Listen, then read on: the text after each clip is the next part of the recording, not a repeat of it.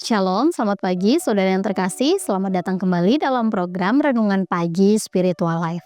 Perenungan kita pagi ini masih sama dengan perikop yang kemarin, yaitu Keluaran pasal 21, sekarang ayat 5 dan 6. Dan judul renungan kita pagi ini adalah Semua Manusia Setara. Demikian firman Tuhan. Tetapi jika budak itu menyatakan, "Aku menyayangi tuanku, istriku, dan anak-anakku, aku tidak mau keluar sebagai orang merdeka," maka tuannya harus membawanya menghadap Allah, lalu membawanya ke pintu atau ke tiang pintu, dan tuan itu menusuk cuping telinganya dengan alat tusuk, lalu budak itu harus bekerja padanya untuk selamanya. Saudara, di dalam ayat yang baru saja kita baca ini diceritakan tentang seorang budak dari orang Ibrani yang telah 6 tahun bekerja dan dia kemudian diperbolehkan bebas. Tetapi budak ini ternyata memilih untuk tetap melanjutkan dengan sukarela karena dia mengasihi tuannya. Nah, tindakan ini kemudian diresmikan dengan membawa budak itu ke hadapan para hakim sebagai saksi hukum.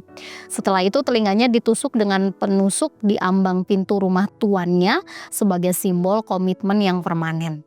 Nah, tindakan menusuk telinga ini bukan tindakan kekerasan, tapi lambang ikatan kasih dan loyalitas yang dipilih oleh seorang budak. Nah, saudara, seperti dalam renungan sebelumnya, di sini kita sudah membahas bahwa perbudakan pada zaman Israel kuno itu sangat berbeda dari praktek eksploitasi manusia seperti perbudakan transatlantik di masa kolonial misalnya, di mana orang-orang Afrika pada saat itu ditangkap atau dibeli dan kemudian dijual sebagai budak, dan mereka dipaksa bekerja misalnya di ladang kapas, gula atau tembakau tanpa upah dan tanpa kebebasan. Nah, ini berbeda dengan masyarakat Israel kuno yang hidup pada saat itu dalam sistem klan atau suku. Maka orang asing itu beresiko tinggi, mereka bisa terlantar atau mati karena tidak memiliki tanah dan perlindungan.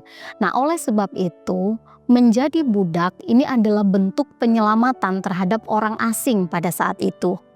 Nah, dalam hukum Taurat, Allah kemudian mengatur tentang hak-hak budak, agar budak diperlakukan dengan hormat dan diberi kebebasan setelah 6 tahun bekerja. Status budak juga tidak menjadikan nilai seseorang itu menjadi lebih rendah. Bahkan justru status budak itu menjamin mereka dapat keadilan, kasih, dan juga perlindungan dari suatu klan atau suku yang besar. Dan bahkan mereka bisa menjadi bagian dari keluarga tuannya tersebut. Nah, saudara, dengan melihat bagaimana konteks masyarakat Israel pada saat itu, maka perbudakan di dalam Alkitab itu tidak dapat disamakan dengan sistem penindasan orang modern. Kemudian, kita juga diajak untuk memandang sesama sebagaimana Allah memandang kita, yaitu dengan kasih dan penghormatan yang sama. Tidak ada manusia yang lebih tinggi atau lebih rendah di hadapan Allah. Prinsip ini menegaskan bahwa setiap orang itu memiliki martabat yang harus dijaga karena semua diciptakan menurut gambar Allah. Maka kita, sebagai orang percaya, kita pun harus menolak pandangan yang membedakan manusia berdasarkan latar belakang, kekayaan, atau jabatan, atau status sosialnya. Marilah kita hidup dengan sikap yang penuh hormat dan kasih terhadap semua orang, serta mempraktekkan kasih dengan cara memperlakukan semua orang secara adil dan setara. Saudara, mari kita berdiam sejenak, menenangkan batin kita, dan mengambil waktu untuk merenungkan firman Tuhan yang baru saja kita dengar.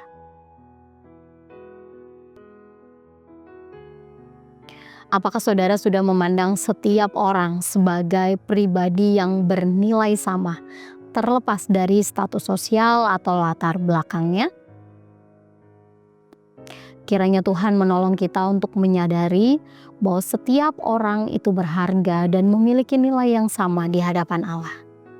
Dan kiranya Roh Kudus membimbing kita untuk menghormati, mengasihi, dan melayani sesama dengan tulus, sebagaimana Tuhan mengasihi kita.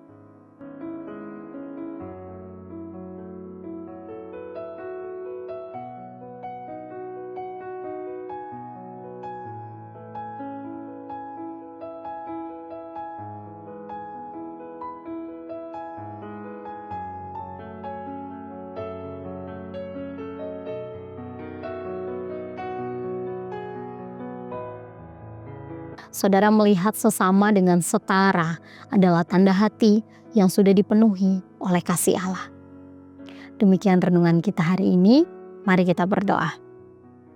Bapa di surga, terima kasih untuk kasih Tuhan, penyertaan Tuhan dalam kehidupan kami.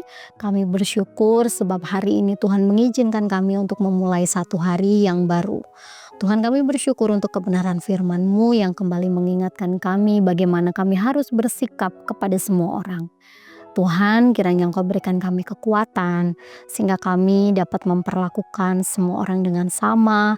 Kami tidak memandang orang lain dari latar belakang pekerjaan atau status sosialnya, tapi kami dapat melihat mereka dengan penuh kasih, memperlakukan semua orang dengan tulus seperti Engkau mengasihi kami. Jadikan kami saksi-saksi-Mu Tuhan, sehingga dimanapun kami berada, kami dapat menjadi berkat untuk banyak orang. Kami serahkan Tuhan seluruh hidup kami ke dalam tangan kuasa-Mu. Di dalam nama Tuhan Yesus kami berdoa dan bersyukur. Amin. Saudara, demikian renungan kita hari ini. Selamat pagi, selamat beraktivitas. Tuhan Yesus memberkati.